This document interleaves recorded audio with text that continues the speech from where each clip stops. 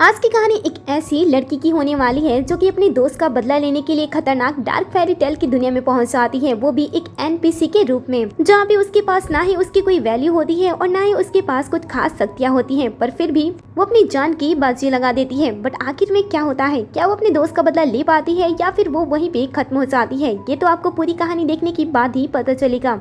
कहानी के स्टार्टिंग में हम हमारी हीरोइन नान को देखते हैं जो कि इस समय स्ट्रेचर पे लेटी हुई होती है और खतरनाक डार्क फेरी टेल की दुनिया में जाना चाहती है, जिस वजह से जो लोग होते हैं वो उसे वहाँ पे भेजने की तैयारी कर रहे थे।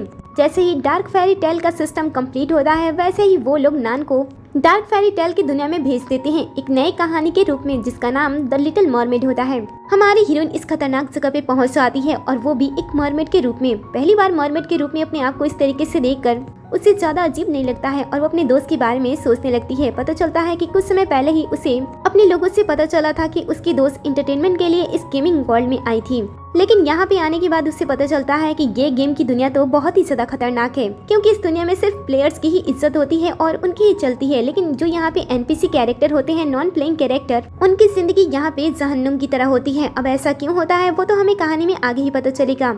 जो नान की दोस्त होती है वो यहाँ पे एक एनपीसी थी, जिस वजह से जो प्लेयर्स होते थे वो उसका यूज करते थे, और जो यहाँ का राजा था उसने उसे इतना ज्यादा टॉर्चर किया इस गेमिंग दुनिया में, वो भी एंटरटेनमेंट के लिए, कि बाहर उसकी जिंदगी खत्म हो गई। नान की दोस्त उसके लिए उसकी फैमिली से बढ़कर थी, इसीलिए जैसे उसकी मौत के बारे में उसे पता चलता है वो बहुत ही ज्यादा गुस्सा हो जाती है और इस डार्क फेरी टेल की दुनिया के बारे में जानने की कोशिश करती है, और वो भी उसके अंदर एंटर होती है ताकि वो अपने दोस्त का बदला ले सके। अब कुछ समय तक तो सभी चीजें नॉर्मल होती हैं, लेकिन जैसे जैसे वो एक मरमेड से इंसान के रूप में बदलने लगती है उसे ऐसे दर्द सहने पड़ते हैं जिसके आगे मौत भी फीकी पड़ जाएगी।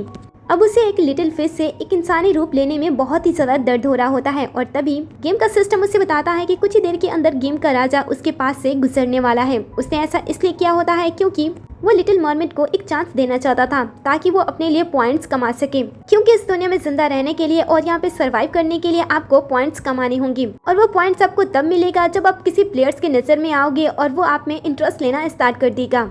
और अगर आप पॉइंट्स कमाने में असफल हो जाते हो और आपके पास पॉइंट्स नहीं होते हैं तो आप इसी दुनिया में मर जाओगे। उसी समय यहाँ से राजकुमार गुजर रहा होता है, जो कि उसकी नज़र उस पर पड़ती है और वो उसे देखकर रुक जाता है। वो उसके पास जाता है और उसे अपने साथ घर ले जाने के लिए कहता है। ये देखकर वो काफी संतुष्ट होती है, क्योंकि इस डार्क फेरी टेल में आने से पहले उसने अपने दोस्त के कातिल के बारे में पता लगाया था, जो कि कोई और नहीं बल्कि राजकुमार ही था। इसलिए सामने से राजकुमार को खुद के लिए अप्रोच करते हुए देखकर वो काफी खुश होती है और उसके साथ जाने के लिए मान जाती है। फिर जैसे उसका ध्यान भटकता है वो अपने हेयर पिन से उसे खत्म करने की कोशिश करती है, लेकिन इस डार्क फेरी टेल के गेम के सिस्टम इतना ज्यादा स्ट्रांग होता है कि वो अपने राजा को नुकसान पहुंचाने नहीं देता है और उसके लिए एक सुरक्षा कवच बना देता है, जिससे लिटिल मरमेड ना सिर्फ सबसे अपना अच्छा मौका गंवा देती है बल्कि उसके पॉइंट्स भी तेजी से कम होने लगते हैं।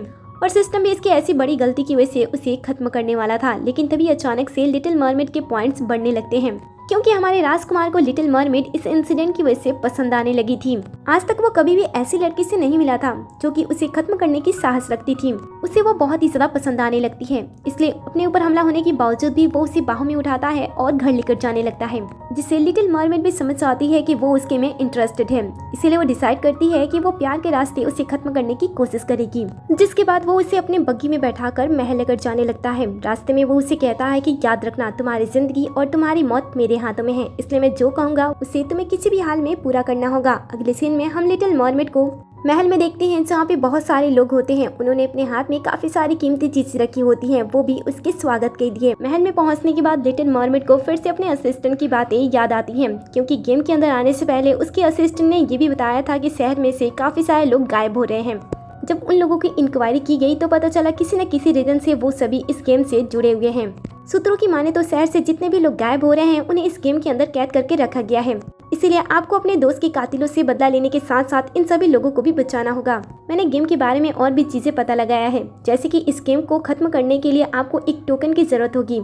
ऐसा कह सकते हैं कि वो आपकी जिंदगी की चाबी हो सकती है, लेकिन पता नहीं है कि वो कैसा है। अपने असिस्टेंट की सभी बातें सोचते हुए वो यहाँ पे खड़ी रहती है और सोचती है कि उसे क्या करना चाहिए। उसी समय यहाँ पे राजकुमार भी आ जाता है, जो कि उसे अपनी वाइफ बनने पे मजबूर कर रहा होता है, लेकिन वो कोई भी प्रतिक्रिया नहीं दे रही होती है, जिस वजह से वो उस पर गुस्सा हो जाता है और उसके अंदर से उसका इंटरेस्ट खत्म होने लगता है। लिटिल मरमेड भी मरने से बिल्कुल भी नहीं डरती थी, इसीलिए पॉइंट खत्म होने के बाद भी वो शांति रहती है, लेकिन जैसे वो राजकुमार के कमर में बने हुए एक टोकन को देखती है, उसे शक होता है कि शायद वो चाबी हो सकती है, इसलिए वो तुरंत ही अपना व्यवहार बदल देती है और कहती है कि किसने कहा कि मुझे तुम्हें इंटरेस्ट नहीं है। ऐसा कहते हुए वो उसके क्लोज जाने लगती है। जब वो उसके क्लोज आ रही होती है तब उसके कपड़े से उसके हाथ छिल जाते हैं, लेकिन फिर भी वो पीछे नहीं हटती है। उसे किस करने के बहाने उसके नजदीक जाती है और जैसे उसका ध्यान भटकता है वो तुरंत ही उस टोकन को चुरा लेती है।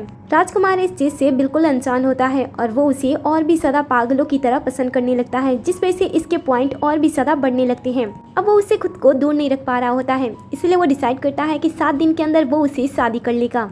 लिटिल मरमेड भी शांत रहते हुए मान जाती है, क्योंकि उसे पता होता है कि बदला लेने का ये सबसे अच्छा तरीका है। अगले सीन में हम राजकुमार को एक दूसरे एनपीसी के साथ देखते हैं, जो कि उसे पूरी तरीके से चिपक रही होती है, क्योंकि उसे पॉइंट चाहिए थे। लेकिन राजकुमार का ध्यान इसमें उस लड़की पे नहीं होता है, बल्कि वो तो इसमें लिटिल मरमेड के बारे में सोच रहा होता है और वो अपने लोगों से पूछता है कि आखिर वो उसका दिल कैसे जीते। वहीं दूसरी तरफ जो हमारी लिटिल मरमेड होती है वह सबके सो जाने के बाद हवेली की तलाशी लेने लगती है, जहाँ पे उसे एक तस्वीर दिखाई देती है जिसमें मरमेड के हाथों में वही टोकन होता है। वो उसका पीछा करके अंदर जाने की कोशिश करती है, लेकिन तभी पीछे से उसे किसी रोने की आवाज सुनाई देती है।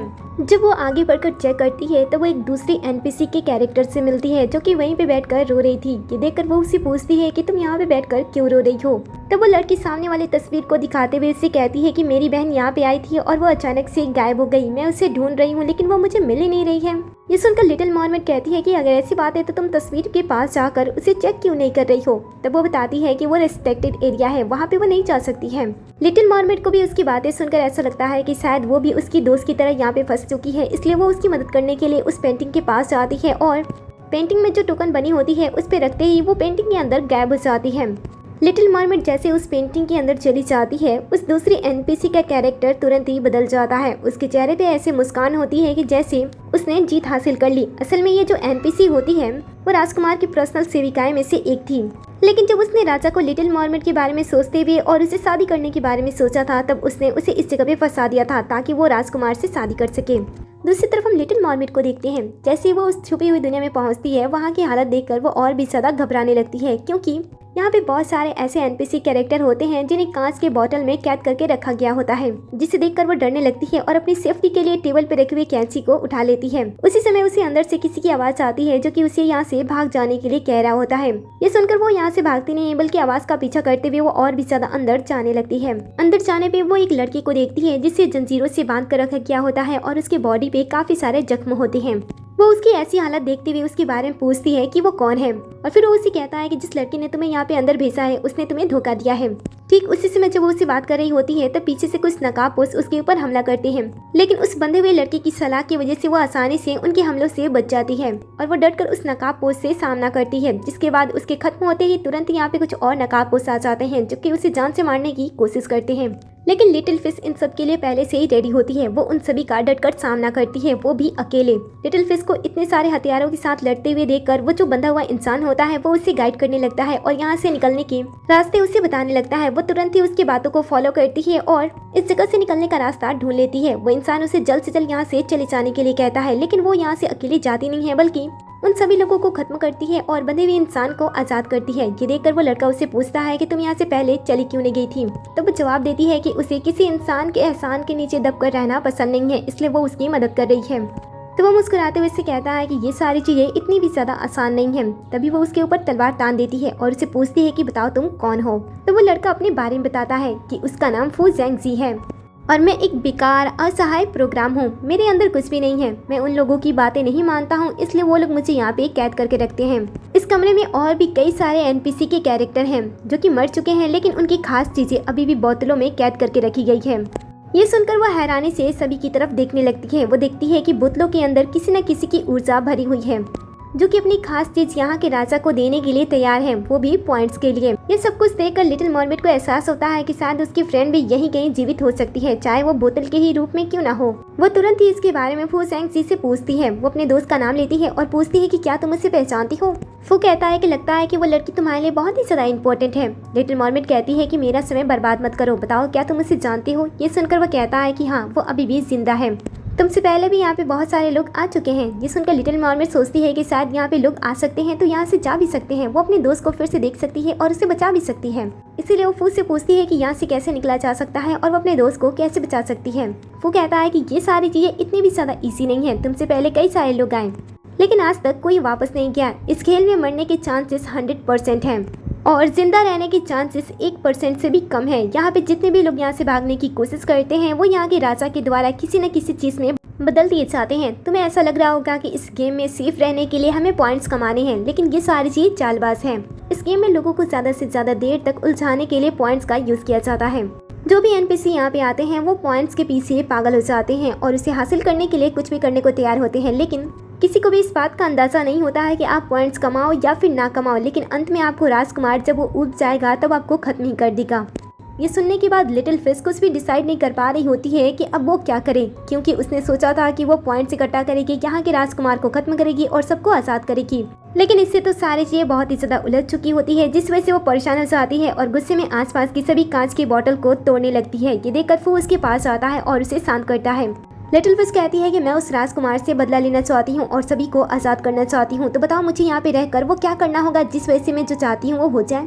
फू कहता है कि यहाँ पे रहने के बहुत सारे नियम हैं, जैसे कि पॉइंट इकट्ठा करो ताकि आप यहाँ पे सेफ रह सको, लेकिन जब भी आप इस कहानी के राजकुमार को मारने की कोशिश करते हो सिस्टम आपको पनिशमेंट देता है। लेकिन गेम को पूरा करते समय एक समय ऐसा आता है जब सिस्टम राजकुमार की मदद नहीं करता है। उस समय शादी का सीन होता है जहाँ से कहानी फिर से स्टार्ट होने वाली थी। उस समय सिस्टम राजकुमार की मदद नहीं करता है। अगर तुम ठीक समय पे उस पर वार करो और उसे जान से मारने का प्लान बनाओ तो शायद तुम उसे खत्म कर सकती हो और सभी को आजाद भी कर सकती हो। ये सुनकर लिटिल मरमेड समझ आती है कि इस कहानी को खत्म करने के लिए उसे शादी के प्रस्ताव तक पहुंचना होगा ताकि वो राजकुमार के ज्यादा से ज्यादा नजदीक पहुंच सके और समय का फायदा उठाते हुए उसे खत्म कर सके, जिसके लिए वो अपनी चाल बनाती है और राजा के पास जाती है। उसके साथ समय बिताने की कोशिश करती है ताकि वो उसका भरोसा जीत सके। उसे पता होता है कि ये सारी चीजें बहुत ही ज्यादा खतरनाक है, लेकिन वो मरने से डरती नहीं थी क्योंकि उसका सिर्फ एक ही मकसद था, खुद की जान चले ही क्यों न जाए लेकिन राजा को खत्म करना है। इसीलिए वो बड़े ही प्यार से उसके पास बैठती है और उसे सूप पिलाती है। वो भी सूप पी लेता है और फिर जैसे वो जाने वाली होती है वो उसे खींचता है और उसे अपने पास बैठा लेता है। फिर वो उसे चूमने के लिए आगे बढ़ता है, लेकिन इससे वो घबराते हुए उससे दूर हट जाती है। राजा उससे पूछता है कि तुम मुझसे दूर क्यों भाग रही हो, क्या तुम मुझसे पसंद नहीं करती हो या फिर तुम मुझे धोखा देने की कोशिश कर रही हो। ये सुनते ही वो तुरंत ही घुटने पर बैठ जाती है और इससे माफी मांगती है और इनके बीच में कुछ ना हो इस चीज को डाइवर्ट करने के लिए वो तुरंत ही उसके खजाने वाले रूम की बात छेड़ देती है। वो कहती है कि वो उस कमरे में गई थी। ये सुनकर तो वो गुस्सा हो जाता है और इसके पॉइंट्स भी तेजी से कम होने लगते हैं। वो उसे पूछता है कि बताओ तुम वहाँ पे किस लिए गई थी। वो तुरंत ही बहाना बनाती है कि उसने वहाँ पे जाने की कोशिश नहीं की थी, बल्कि उसकी दूसरी एनपीसी ने ऐसा करने पे मजबूर किया था, इसलिए वो वहाँ पे चली गई। ये सुनकर राजा शांत हो जाता है और उसके पॉइंट्स फिर से बढ़ने लगते हैं। वो उसे पूछता है कि तुम अंदर गई थी तो तुमने ही वहाँ पे सारी चीजें तोड़फोड़ की थी। ये सुनकर वो तुरंत ही मना कर देती है और कहती है कि जब मैं वहाँ पे गई थी तब पहले से सभी चीजें वहाँ पे अस्त व्यस्त थी। ऐसी छोटी मोटी बातें करके वो उसका भरोसा जीतने की कोशिश करती है और ये बेवकूफ राजकुमार इतना ज्यादा बेवकूफ होता है कि उसकी झूठ बातों पे भी भरोसा कर लेता है, क्योंकि वो ऐसा सोच रहा था कि वो बहुत ही ज्यादा हैंडसम है और सभी एनपीसी उसके ऊपर दीवानी है और इसीलिए वो आपस में लड़ रही हैं। अब कहानी धीरे धीरे आगे बढ़ती है, जहाँ पे लिटिल फिश ज्यादा से ज्यादा समय उसके साथ बिताती है और उसके भरोसे को जीतने की कोशिश करती है। राजकुमार को भी इसके साथ रहना पसंद आ रहा था। कुछ समय के बाद इनके लिए खाने की चीजें टेबल पे सजाई जाती है। काम करने वालों में वो दूसरी एनपीसी भी होती है और छुपकर यहाँ पे फू भी आया होता है। उन्होंने आज यहाँ पे कुछ बड़ी चीजें करने का प्लान बनाया होता है। जैसे ही वो दूसरी एनपीसी इन दोनों को साथ में देखती है उसे बड़ा ही गुस्सा आता है। ठीक उसी समय पे वो टेबल पे रखे हुए चाकू को देखती है और उसे सीधा करने के लिए झुकती है और उसी समय पे फू उसे धक्का दे देता है, जिस वजह से सिचुएशन ऐसी बन जाती है कि सबको ऐसा लगता है कि वो एनपीसी राजा को जान से मारने की कोशिश कर रही है। बीच में तुरंत ही लिटिल मरमेड राजा आती है और बहुत ही तेजी से ऐसा दिखाती है कि वो राजकुमार की जान बचा रही है। सारी चीजें ऐसी होती है कि बीच में क्या हुआ वो किसी को पता नहीं चलता है। बस सबको ये दिखाई देता है कि एनपीसी ने गुस्से में आकर राजकुमार को जान से मारने की कोशिश की। अब ये सब कुछ देखकर तो राजकुमार बहुत ही ज्यादा गुस्सा हो जाता है और लिटिल मरमेड की सभी बातों पे भरोसा करने लगता है। वो ये भी सोच लेता है कि लास्ट टाइम जो कुछ भी उसके खजाने वाले घर में हुआ था उसके पीछे भी यही हो सकती है, जिसके बाद से वो इस पे अपना भरोसा खो देता है और वहीं लिटिल मरमेड पे बहुत ही ज्यादा भरोसा करने लगता है। वो अपने लोगों से इसे खत्म करने के लिए भी कहता है, लेकिन लिटिल मरमेड किसी भी बेगुनाह की जान नहीं लेना चाहती थी, इसलिए वो बीच में आ जाती है और उस पर्सन को ऐसा करने से रोकती है। राजकुमार को ये देखकर अजीब लगता है। वो सोच में पड़ जाता है कि जो इंसान उसे जान से मारने की कोशिश कर रहा था आखिर वो उसे बचाना क्यों चाहती है। इसीलिए वो जानबूझकर उससे कहता है कि इस लड़की ने तुम्हारे साथ बहुत ही ज्यादा गलत किया था, इसलिए तुम मेरे लिए इसकी जान ले लो। ये सुनकर तो वो घबराने लगती है क्योंकि वो किसी को जान से मारना नहीं चाहती थी, इसलिए वो बहाना बनाती है और कहती है कि बहुत ही जल्द उन दोनों की शादी होने वाली है, इसलिए नहीं चाहती है कि वो किसी भी ऐसी चीज में फंसे। वो शादी के बाद अपने हाथों से इस लड़की को खत्म कर देगी, ऐसा वो वादा करती है। लेकिन राजकुमार को उसके ऊपर शक होता है और वो उसे कहता है कि अगर तुम ऐसा नहीं करोगी तो सोच लेना। तुरंत ही पॉइंट्स कम होने लगते हैं। ये देखकर वो उसे कहती है कि ठीक है, मैं इसे कल खत्म कर दूंगी। राजा कहता है कि ठीक है, और उसके बाद वो आज के लिए उसे तहखाने में बंद कर देता है।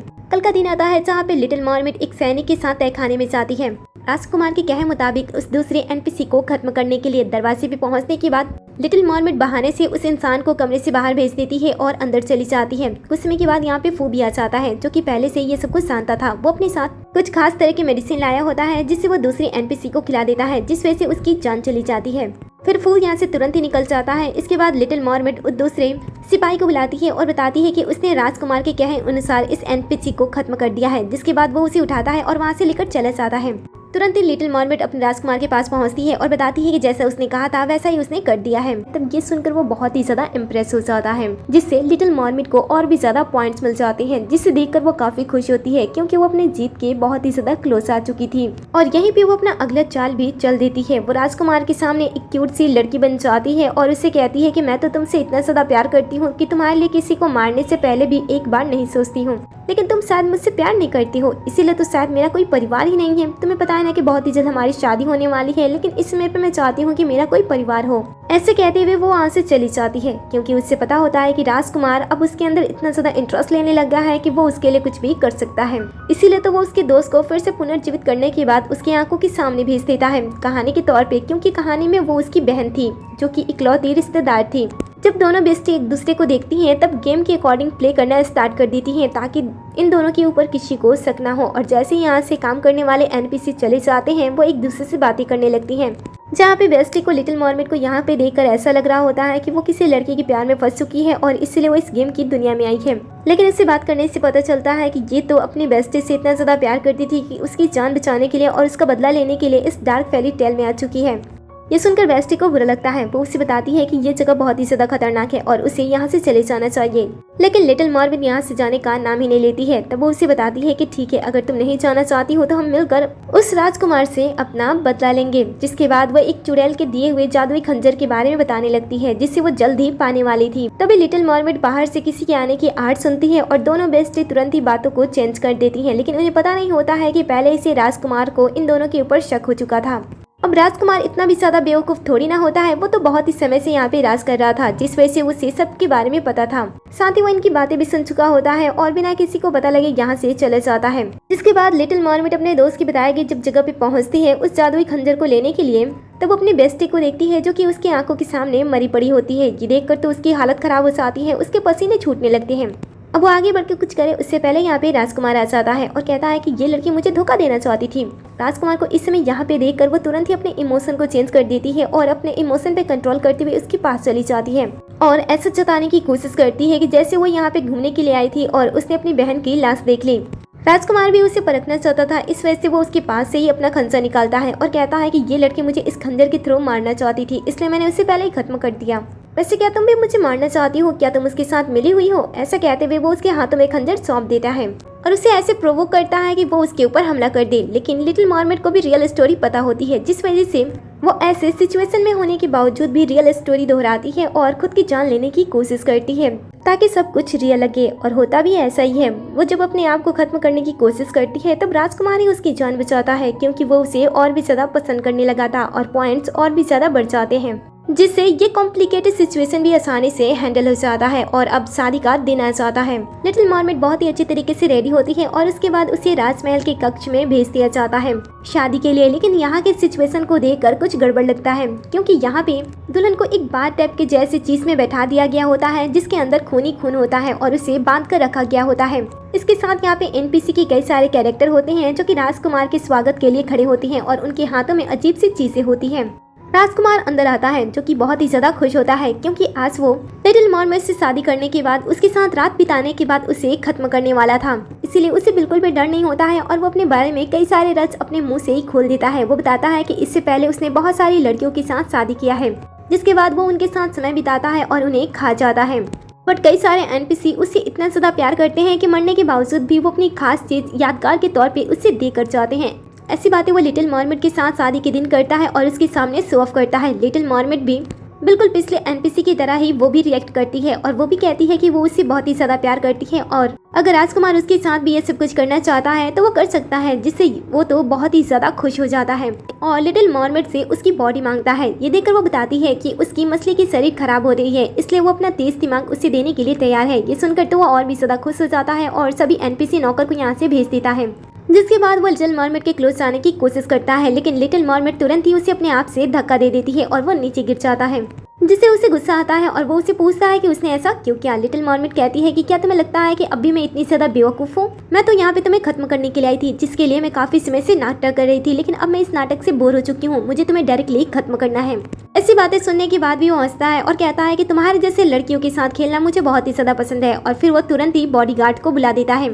लेकिन उसी समय यहाँ पे फू भी आ जाता है, जो कि एक प्रोग्राम होता है और अपने पावर का यूज करते हुए वो सभी को फ्रीज कर देता है, जिस वजह से राजकुमार की सुरक्षा कोई भी नहीं कर पाता है। जिसके बाद लिटिल मरमेड आगे बढ़ती है, क्योंकि अब उसके हाथ में वो जादुई खंजर था, जो कि लास्ट टाइम की वजह से उसके पास ही था, क्योंकि लास्ट टाइम जो कुछ भी उसने किया था राजकुमार का ध्यान उस चाकू की वजह से हट गया था और उस समय वो उसके हाथ में लग गई थी।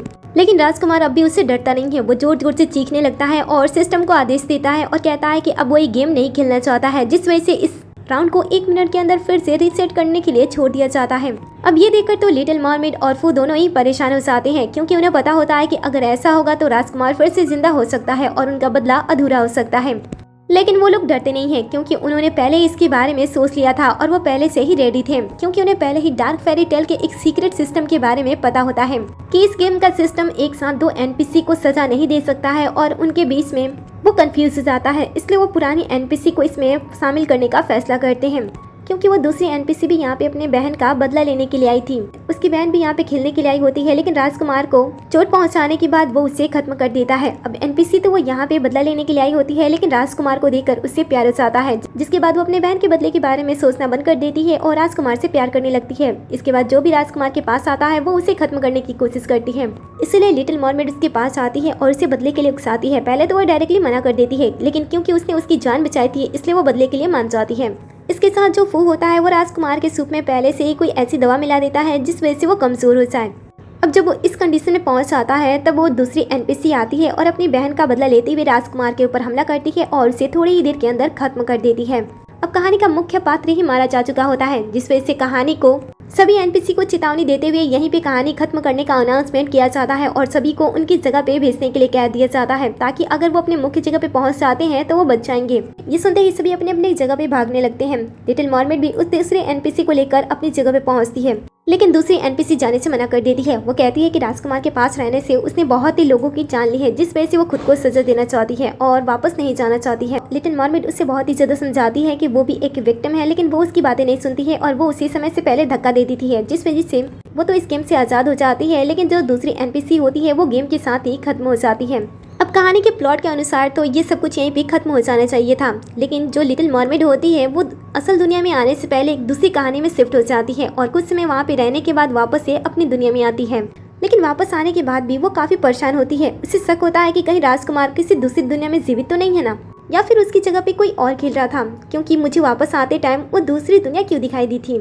अब ये तो ऐसा सोच रही होती है, जो कि 100% सच होता है, क्योंकि इस बार जो राजकुमार होता है जिसका असल नाम चू होता है, इस बार उसकी तरफ से कोई और प्लेयर उसकी जगह पे खेल रहा था और उसकी गलती की वजह से उसकी जगह पे वो मारा जा चुका होता है। अब ये देखकर तो चू बहुत ही ज्यादा गुस्सा होता है, क्योंकि आज तक कोई भी एनपीसी जाकर उसके गेम को इस तरीके से डैमेज नहीं किया था, जिस वजह से वो अपने सिस्टम से उस एनपीसी मतलब कि लिटिल मरमेड के बारे में पता लगाने के लिए कहता है। साथ ही दूसरी तरफ जो हमारी हीरोइन होती है वो तो इस गेम से बच जाती है, लेकिन गेम से बाहर आने के बाद उसे पता चलता है कि अब भी वो राजकुमार मतलब कि चू मरा नहीं है और एक दूसरी गेम बना चुका है, जिसके अंदर अभी भी बहुत सारे लोग फंसे हुए हैं। अब ऐसे सिचुएशन में होने के बावजूद भी वो उन लोगों की बातें ध्यान से सुनती है और यहाँ से भागती नहीं है, क्योंकि उसके पास भागने का कोई रास्ता नहीं होता है, इसलिए वो दूसरे गेम के अंदर एंटर हो जाती है। वो जैसे ही बी लेवल के रूम में एंटर होती है वो एक दूसरी गेम वाली वर्ल्ड में चली जाती है, जिसके अंदर वो जाने की कोशिश करती है, लेकिन गेम के थोड़ी देर पे उसे रोक दिया जाता है। तभी वो एक लड़की को देखती है जो कि रो रही होती है और पिंजरे के अंदर होती है। वहाँ पे एक पर्सन भी होता है जो कि उसे रोने से मना कर रहा होता है, ये कहते हुए कि अगर वो रोएगी तो वो बदसूरत हो जाएगी। वो बेचारी लड़की उसके सामने बहुत ही ज्यादा रिक्वेस्ट करती है कि वो उसे छोड़ दे, वो उसे जाने दे, क्योंकि वो प्रेग्नेंट है। लेकिन जो लड़का होता है वो उसके प्रेग्नेंट होने की वजह से ही उसे जान से मार डालता है और अपनी नई सिंड्रेला को ढूंढने के लिए निकल जाता है। ये सारी चीजें बेचारी बाहर से हमारी हीरोइन देख रही होती है, जिसे देखकर उसे बहुत ही ज्यादा बुरा लगता है। वो अंदर जाकर उसकी जान बचाना चाहती थी, लेकिन गेम के अंदर वो एंटर नहीं हो पाती है और जैसे वो पर्सन वहाँ से चला जाता है, गेम का दरवाजा ओपन हो जाता है। अंदर जाने पे उस लड़की के पास से उसे एक जेट पत्थर दिखाई देता है। उसी समय ये कहानी फिर से स्टार्ट हो जाती है। कहानी का नाम होता है welcome to the dragon Cinderella और हमारी हीरोइन इस बार सिंड्रेला की जगह पे खेलने वाली थी। जैसे उसकी आंखें खुलती है, उसे पता चलता है कि उसे भी इस गेम के अंदर शामिल कर दिया गया है ताकि वो फिर से इस गेम को खेले। सिस्टम उसे बताता है कि वो किसी मिनिस्टर की पत्नी बनने वाली है और बहुत ही जल्द उसकी शादी किसी के साथ होने वाली है। साथ ही सिस्टम उसे इस दुनिया के बारे में बताने लगता है कि इस दुनिया में इंसानों के साथ फेरिस भी रहा करती हैं। उनके पास पंख होते हैं, लेकिन वो उसका यूज कभी भी नहीं कर पाती हैं क्योंकि समय से पहले ही उनके पंखों को काट दिया जाता है, क्योंकि यहाँ के मर्दों को उनका पंख पसंद नहीं है। और जो भी फेरी अपने पंख को नहीं काटती हैं और उसके साथ जिंदा रहने की कोशिश करती हैं, उन्हें तो खत्म कर दिया जाता है, क्योंकि इस दुनिया में मर्दों का राज होता है और वो बिल्कुल भी नहीं चाहते हैं कि किसी फेरी के पास उसके पंख रहें, क्योंकि एक तरीके से उन्हें ये पसंद नहीं था। और दूसरी बात ये थी कि जब तक उनके पास वो पंख होते थे, वो अच्छी तरीके से उनके साथ इंटीमेट नहीं हो पाते थे, जिस वजह से किसी भी फेरी को ये इजाजत नहीं दिया जाता है कि वो अपनी मर्जी से अपने पंख उगा सके। सिंड्रेला मींस हमारी हीरोइन भी एक फेरी होती है और उसे भी उसके पंख को काटने के लिए बुलाया जाता है। दूसरी तरफ हम एक दूसरी लेडी को उसके पंख को कटवाते हुए देखते हैं। उसे बहुत ही ज्यादा दर्द हो रहा होता है, लेकिन फिर भी उसे वो सहना पड़ता है। यहाँ पे हम एक दूसरी नौकरानी को देखते हैं। अब ये इस गेम में नौकरानी तो नहीं होती है, लेकिन उससे कम भी नहीं होती है, क्योंकि ये इस कहानी की सिंड्रेला होती है। और सिंड्रेला की स्टोरी तो आप सभी को पता ही होता है। सेम उसके साथ भी वही सारी चीजें यहाँ पे हो रही होती है। वैसे इस पंख के बारे में ज्यादा लोग ध्यान नहीं देते थे, जिस वजह से इसका पंख अब एक भी बार नहीं कटा होता है। वो अपना काम खत्म करके एक अकेले कमरे में होती है, तभी दोस्त उसे देख लेती है और वो उसके पास जाकर उसे पूछती है कि तुम यहाँ पे क्या कर रही हो। अब यहाँ पे कोई तीसरा नहीं होता है, जिस वजह से दोनों दोस्त खुलकर बात करने लगते हैं। बेस्टी उससे पूछती है कि तुम यहाँ पे क्या कर रही हो, तुम तो उस कहानी में मारी जा चुकी थी ना, और पहले तुम मुझे ये बताओ कि तुम यहाँ पे पहुंची कैसी थी। ये सुनकर बेस्टी बताती है कि जिस लड़की से वो बेतहासा प्यार करती थी और उसके साथ रहने के लिए उसने अपने सबसे अच्छी दोस्त को अकेला छोड़ दिया था, उसी लड़के ने उसे धोखा दिया और इस खतरनाक गेम के अंदर डाल दिया, जहाँ से निकलने की वो बार बार कोशिश करती है, लेकिन वो हर बार नाकाम हो जाती है। कल अपने दोस्त को वापस पाकर काफी खुश होती है और कहती है कि अब तुम्हें डरने की कोई जरूरत नहीं है, क्योंकि मैं तुम्हें यहाँ से बाहर लेकर जाऊंगी, क्योंकि लास्ट वाला गेम मैंने ही पूरी तरीके से खत्म किया था। अब बेस्टी तो ये सुनकर घबराने लगती है, क्योंकि वो काफ़ी समय से यहाँ पे रह रही थी और वो काफ़ी ज़्यादा डर चुकी होती है। उसके अंदर से कॉन्फिडेंस पूरी तरीके से खत्म हो चुका होता है। लेकिन टूनान के पास बहुत सारे प्लान थे जो कि वो अपने दोस्त के साथ शेयर करती है, जिसके बाद हमें आगे का सीन दिखाया जाता है, जहाँ पे टूनान अपने फैमिली के साथ होती है, जहाँ पे उसकी मॉम होती है, उसकी बहन होती है और उसके डैड होते हैं। सभी साथ में बैठकर खाना खाते हैं। तभी यहाँ पे सिंड्रेला आती है, मतलब कि टूनान की दोस्त। अब मेन कहानी जैसी थी वैसे ही यहाँ पे भी होता है। सिंड्रेला की दो सौतेली बहनें होती हैं और एक उसकी सौतेली माँ थी, जो कि दिन रात उसे बहुत ही ज्यादा काम देती, जिस वजह से उसकी हालत खराब हो जाती और वो ज्यादा से ज्यादा टाइम बीमार रहती। पिता उसकी ऐसी हालत देखकर उसे डांटते हैं, क्योंकि बहुत ही जल्द वो उसकी शादी करने वाले थे उसी पागल इंसान से जिसे हमने कहानी के स्टार्टिंग में देखा था। इसीलिए पिता उसे बहुत सारे पैसे भी दे देते हैं ताकि वो अपने लिए कुछ अच्छे कपड़े खरीद सके, जिसे देखकर सौतेली माँ और बहन काफी ज्यादा गुस्सा करती हैं, लेकिन पिता उन पर ज्यादा ध्यान नहीं देते हैं। टूनान को ज्यादा फर्क नहीं पड़ता है, क्योंकि वो अपने दोस्त को किसी भी कहानी में बस खुश देखना चाहती थी। लेकिन अब वो डायरेक्टली सिंड्रेला की मदद तो नहीं कर सकती थी, क्योंकि कहानी में तो उसे परेशान करना था, इसलिए थोड़े से वो अपने रास्ते चेंज कर देती है। फिर जैसे उसे फू इस कहानी में दिखाई देता है, वो उसे अपने पास बुलाती है, उसे डांटती है, उसे पूछती है कि वो इस गेम में कैसे आ गया। फू बताता है कि सिस्टम की मदद से उसे पहले पता चल गया था कि वो इस गेम के अंदर है, इसलिए वो उसकी मदद करने के लिए यहाँ पे आ गया। टूनान कहती है कि ठीक है, वैसे क्या तुम मेरी एक मदद कर सकती हो, देखने में तुम अच्छे ही दिखते हो। इसके बाद वो प्लान बनाती है और फू और सिंड्रेला को एक कमरे में बंद कर देती है। दूसरी सौतेली बहन ये देख लेती है और जलन में जाकर फैमिली वालों को बुला लाती है। अंदर बेचारा फू सिंड्रेला के साथ कुछ गलत करने की कोशिश नहीं कर रहा होता है, बस वो ऐसा सिचुएशन बना रहा होता है कि जब वो लोग आए तब उन्हें कुछ गलत होता हुआ दिखाई दे। कुछ समय के बाद जैसे फैमिली वाले आते हैं, वो इन दोनों को ऐसे सिचुएशन में देख लेते हैं कि जैसे ये दोनों कुछ गलत कर रहे हैं, जिस वजह से वो लोग बहुत ही ज्यादा गुस्सा हो जाते हैं। पिता तो बहुत ही ज्यादा गुस्सा हो रहे होते हैं अपनी तीसरी बेटी पे, लेकिन उसी समय जो टूनान होती है वो सिंड्रेला को बचाते हुए किसी की नजरों में ना आते हुए अपने पिता के सामने ये बात कह देती है कि वो अपनी बहन की जगह पे उस इंसान से शादी करना चाहती है। अब पिता तो किसी भी हाल में अपनी बेटी को उस पागल सन की डॉटर से अपनी बेटी की शादी नहीं कराना चाहते थे, लेकिन अब कुछ भी नहीं हो सकता था, जिस वजह से वो उसकी बात के लिए मान जाते हैं। बस यही तो हमारी टूनान चाहती थी कि वो सिंड्रेला की जगह पे उस इंसान की नजरों में आए और उसे खत्म कर दे। जिसके बाद दोनों बेस्टी साथ में मिलती हैं। टूनान अपने प्लान को सिंड्रेला के साथ शेयर करती है और उसके बाद वो गायब होते हुए एक जादूगरनी के पास पहुंचती है, जहाँ पे सिंड्रेला अपने जादुई पंख को उसे दे देती है, जिसके बाद वो खुश होकर अपने पावर का यूज करते हुए इन्हें और भी ज्यादा सुंदर बना देती है और इन्हें सुंदर सुंदर ड्रेसेस दे देती है। जिसके बाद हमें पार्टी का सीन दिखाया जाता है। सभी लड़की यहाँ पे उसी पागल इंसान से शादी करने के लिए आई होती हैं, क्योंकि उन्हें नहीं पता होता है कि सबके सामने ये शांत दिखने वाला राजकुमार असल में कितना ज्यादा खतरनाक है। अब कुछ समय के बाद जब वो यहाँ पे पहुँचती हैं तब सभी की नजरें उस पर ही ठहर जाती है और कुछ समय के बाद हमारी टूनैन जानबूझकर उस राजकुमार की नजर में आने की कोशिश करती है। उसकी सुंदरता इतनी ज्यादा बढ़ चुकी होती है कि वो राजकुमार एक ही बार में उसे देखकर इम्प्रेस हो जाता है और उसे अपनी सिंड्रेला बनाकर साथ में डिनर करने लगता है। उसके आसपास और भी काफी सारी लड़कियां होती हैं जो कि उसे देख रही होती हैं। वो पागल राजकुमार टूनैन के पास बैठकर उसे बताता है कि वो उसे बहुत ही ज्यादा पसंद करता है और साथ में वो बहुत ही ज्यादा फ्लावर्स को भी पसंद करता है। उसकी चिकनी चुपड़ी बातें सुन सुनकर टूनैन का दिमाग खराब हो जाता है और वो उसे कह देती है कि तुम फूलों से नहीं बल्कि फूलों के नीचे दफनाए गए लड़कियों को पसंद करती हो। ऐसे कहते हुए वो खड़ा हो जाती है और उसके ऊपर इल्जाम लगाती है कि आज तक महल में जितने भी सिंड्रेला आई हैं वो कभी भी वापस नहीं गई हैं। इसका क्या मतलब बनता है? वो कुछ नहीं कह पाता है, जिसके बाद वो उसके ऊपर उंगली उठाने लगती है और कहती है कि तुमने आज तक बहुत सारी लड़कियों को खत्म किया है लेकिन आज नहीं। ऐसा कहते हुए वो राजकुमार की घिनौनी सच्चाई सबके सामने रख देती है। यहाँ पे राजकुमार का भाई सम्राट भी आ जाता है जो कि अपने भाई को बचाने की कोशिश करता है, लेकिन इन दोनों को एक दूसरे को बचाने के लिए कोई भी रास्ता नहीं होता है। साथ ही जितनी भी लड़कियां होती हैं वो टूनैन की बात पे भरोसा करती हैं और राजकुमार के ऊपर उंगली उठाने लगती हैं और उससे पूछते हैं कि आज तक यहाँ पे जितनी भी लड़कियां आई वो कहाँ चली गईं। राजकुमार कुछ नहीं कह पाता है, वहीं पे बेहोश हो जाता है। पता चलता है कि टूनैन ने पहले ही फू के साथ मिलकर उसके खाने में कुछ चीजें मिला दी थी ताकि वो फिर से कमजोर हो जाए। जिसके बाद टूनैन यहाँ से भागने की कोशिश करती है क्योंकि उसे पता होता है कि सम्राट इतना सब कुछ होने के बाद साथ नहीं रहेगा। रास्ते में उसकी दोस्त भी उससे मिल जाती है, जिसके बाद दोनों साथ में मिलकर यहाँ से भागने की कोशिश करती हैं, लेकिन बीच रास्ते में सिंड्रेला के छुपाए हुए आधे पंख वहीं पे गिर जाते हैं और वो दोनों देखती भी नहीं है और वहाँ से भागते हुए चली जाती है। कुछ समय के बाद यहाँ पे राजकुमार टूनैन को ढूंढते हुए आता है और उसे सिंड्रेला के आधे पंख मिल जाते हैं, जिसे देखकर उसे ऐसा लगता है कि शायद ये टूनैन का पंख है और वो उसे अपने पास रख लेता है। वहीं दूसरी तरफ वो दोनों भागते हुए वहाँ से निकल जाती हैं। फू ने पहले ही उन्हें यहाँ से निकलने का रास्ता भी बता दिया होता है, इसलिए वो आज रात के गुजर जाने का इंतजार करती हैं ताकि वो सुबह में यहाँ से निकल जाए। लेकिन सुबह होते ही कहानी पूरी तरीके से चेंज हो जाती है क्योंकि टूनैन जब अपनी आंखें खोलती है तो वो वापस से महल में होती है। उसी समय यहाँ पे फू भी आ जाता है सबको समझाने के लिए, लेकिन उससे पहले यहाँ पे सिंड्रेला आ जाती है। सिंड्रेला को देखकर टूनैन उसके पास जाकर उसकी फिक्र करती है, लेकिन वो तो उसे पहचानने से ही इनकार कर देती है। पता चलता है कि इसकी गलती की वजह से इसकी याददाश्त को मिटा दिया गया है और साथ ही कल रात जो कुछ भी हुआ है वो भी सभी प्लेयर्स के दिमाग से मिटा दिया गया है। अब ये सब कुछ जानकर तो इन दोनों को बहुत ही ज्यादा बुरा लगता है क्योंकि उन्होंने बहुत ही ज्यादा मेहनत किया था, जो कि उनका मेहनत सब कुछ खत्म हो गया। बेचारे टूनैन अपने दोस्त को समझाने की कोशिश करती है, उसे खुद को याद दिलाने की कोशिश करती है, लेकिन सिंड्रेला को कुछ भी याद नहीं होता है। ठीक उसी समय बाकी परिवार वाले भी यहाँ पे आ जाते हैं। अब कहानी थोड़ी सी चेंज हो चुकी होती है, जिस वजह से घर वालों को ऐसा लगता है कि शायद सिंड्रेला टूनैन की जगह लेना चाहती है, जिस वजह से वो कल उस पार्टी में गई थी और इसीलिए वो उसके साथ बदतमीजी करते हैं और उसे मारने की भी कोशिश करते हैं। टूनैन अपने दोस्त को इस सिचुएशन से बाहर निकालना चाहती थी, जिस वजह से वो मॉम से रिक्वेस्ट करती है कि वो अपने हाथों से इसे सजा देगी, लेकिन उसी समय यहाँ पे राजकुमार आ जाता है। उस आधे पंख को लेकर आता है ताकि वो उस रात की लड़की को ढूंढ सके, क्योंकि उसका चेहरा उसे याद नहीं होता है, क्योंकि राजकुमार की जान बचाने के लिए कल पूरे लोगों की याददाश्त लगभग पूरी तरीके से मिटा दी गई थी। लेकिन कहानी के प्लॉट के हिसाब से सभी के दिमाग में ऐसी कहानी डाल दी गई थी कि कल पार्टी नॉर्मल तरीके से ही खत्म हुई थी, जहाँ पे एक सुंदर सी लड़की आई थी और राजकुमार उसके प्यार में पड़ गया था, लेकिन वो उसका चेहरा देख पाए उससे पहले ही वो वहाँ से जा चुकी थी।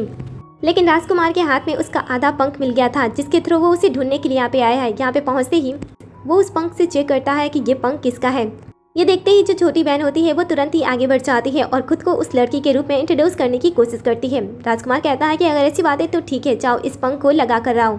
माँ उसे तुरंत ही कमरे में लेकर जाती हैं, उसके पंख को काट देती हैं ताकि वो उस पंख को एडजस्ट कर सके और उसे उस लड़की की पोजीशन दे सके, क्योंकि वो इतना चाहती थी कि उनके दोनों बेटियों में से कोई एक बेटी को वो राजकुमार पसंद कर ले, जिसके लिए वो उसे बहुत ही ज्यादा दर्द देती हैं और पंख को लगाकर वापस से राजकुमार के पास भेज देती हैं। लेकिन राजकुमार को इसके बारे में पता चल जाता है, जिसके बाद टूनैन भी अपनी चाल चलती है, लेकिन राजकुमार उसे भी पकड़ लेता है और कहता है कि उस रात वो उसके साथ नहीं थी। तभी घर में अचानक से आग लग जाती है। चीखने की आवाज़ सुनकर तुरंत ही टूनैन अपने दोस्त को बचाने के लिए जाती है, जिसे राजकुमार से छुपाने के लिए और उसके नजरों में ना आने के लिए उसे तहखाने में बंद करके रखा गया था। लेकिन वहाँ पे आग लग जाने की वजह से टूनैन उसे बचाने के लिए जाती है और बचाते टाइम वो खुद ही बेहोश हो जाती है। अब ये लोग बाहर तो आ गए होते हैं, जिस वजह से जैसे घर वाले अपनी बेटी को इस हालत में देखते हैं वो सिंड्रेला के ऊपर गुस्सा करने लगते हैं। उसी समय यहाँ पे राजकुमार भी आ जाता है, दोनों बहनों की जांच करता है और सिंड्रेला उसे उस रात वाली लड़की लगती है, क्योंकि उसके पास वो पंख भी मैच हो रहे होते हैं और वो उसे पसंद भी करने लगा था, इसलिए वो उसे अपने साथ लेकर जाने लगता है। लेकिन बेस्टी को पता होता है कि वो उसे खत्म कर देगा, इसीलिए टूनान उसे रोकने की कोशिश करती है और साथ जाने की रिक्वेस्ट करती है। दो लोगों को अपने लिए इस तरीके से लड़ते हुए देखकर राजकुमार दोनों को ही अपने साथ लेकर चला जाता है, क्योंकि दोनों ही खूबसूरत होती हैं, और उन्हें पिंजरे में बंद कर देता है। जहाँ पे सिंड्रेला अपने राजकुमार के लिए उससे लड़ने लगती है, वहीं पे टूनान अपनी दोस्त को बचाने के लिए उससे लड़ रही होती है और उसे हट जाने के लिए कहती है।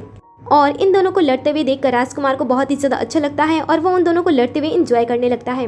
जिसके बाद जो सिंड्रेला होती है वो अपने दोस्त को पहचानती नहीं थी और उसे राजा को हासिल करना था। इसी दौड़ में वो अपने दोस्त के ऊपर हमला करती है और वो बेहोश हो जाती है। राजा ये देखकर बहुत ही ज्यादा खुश होता है और कहता है कि तुम सच में मेरी रानी बनने के लायक हो। और इसके बाद वो टूनान के क्लोज आता है, लेकिन तभी अचानक से वो अपना आँख खोलती है और फटाक से उसके ऊपर हमला कर देती है। पीछे से टूनान भी उसे पकड़ लेती है ताकि वो अपना बचाव ना कर सके और दोनों मिलकर उसे खत्म कर देती है। पता चलता है कि जिस समय आग लगी थी उसी समय टूनान अपने दोस्त को बचाने के लिए गई थी, और उसी समय जब वो उसे बचा रही होती है तब सिंड्रेला को उसकी पुरानी बातें याद आ चुकी थी। और उसी वक्त दोनों ने साथ में मिलकर ये प्लान बना लिया था कि आगे चलकर वो किस तरीके से राजकुमार को खत्म करेंगी। जिसके बाद कहानी का राजकुमार तो अपने ही जाल में फंस जाता है और खत्म हो जाता है। उसके खत्म होने के बाद दोनों दोस्त आराम से आज़ाद होती हैं और इस पिंजरे से निकल जाती हैं। इसके साथ ही ये लेवल भी कंप्लीट हो जाता है और जितने भी लोग को यहाँ पे कैद कर रखा गया होता है वो लोग भी आज़ाद हो जाते हैं और अपनी दुनिया में वापस लौट जाते हैं। वहीं दूसरी तरफ जो राजकुमार होता है वो फिर से बच चुका होता है, क्योंकि उसने सही समय पे फिर से अपनी जगह दूसरे इंसान के साथ बदल दी थी और वो इंसान उसकी जगह पे मारा जाता है। जिस वजह से वो बहुत ही ज्यादा गुस्सा हो जाता है और तुरंत ही अपने बॉडीगार्ड को टूनान को ढूंढने के लिए भेज देता है। दूसरी तरफ टूनान भी कमजोर होती है लगातार 2 राउंड खेलने की वजह से, इसलिए वो बचकर निकलने की कोशिश करती है। लेकिन फिर से उसे एक कमरा दिखाई देता है जो कि काफी अलग होता है, इसलिए वो अंदर चली जाती है। अंदर जाने के बाद उसे पता चलता है कि यहीं से सारे गेम को ऑपरेट किया जा रहा था, वो भी एक सिस्टम की मदद से। जहाँ पे पहुँचने के बाद वो इस मौके को हाथ से जाने नहीं देती है और इस चीज़ को पूरी तरीके से नष्ट कर देती है ताकि कोई दूसरा गेम फिर से स्टार्ट ना हो जाए। अब उसे लास्ट टाइम फू को ना देखने का अफसोस तो होता है, लेकिन इस तरीके से वो बहुत सारे लोगों की जान बचा रही होती है, जिस वजह से वो उसके बारे में ज़्यादा नहीं सोचती है और इस दुनिया को पूरी तरीके से नष्ट कर देती है और अपनी दुनिया में वापस लौट जाती है अपने दोस्त के साथ। और इसी सीन पे इस ड्रामे का दी एंड हो जाता है। भला आपको ये ड्रामा कैसा लगा मुझे कमेंट में जरूर बताना। कहानी का एंड कैसा था, आपके अकॉर्डिंग कहानी का एंड कैसा होना चाहिए था, सारी बातें कमेंट में जरूर बताना। जाने से पहले वीडियो को लाइक कर दिए, चैनल को सब्सक्राइब कर दें, नोटिफिकेशन बेल को भी ऑन कर लें, जिससे कि आप हमारे हर एक वीडियो से अपडेट रहे। वीडियो को ज़्यादा से ज़्यादा शेयर करें एंड वीडियो पे हाइप करना बिल्कुल ही ना भूलें।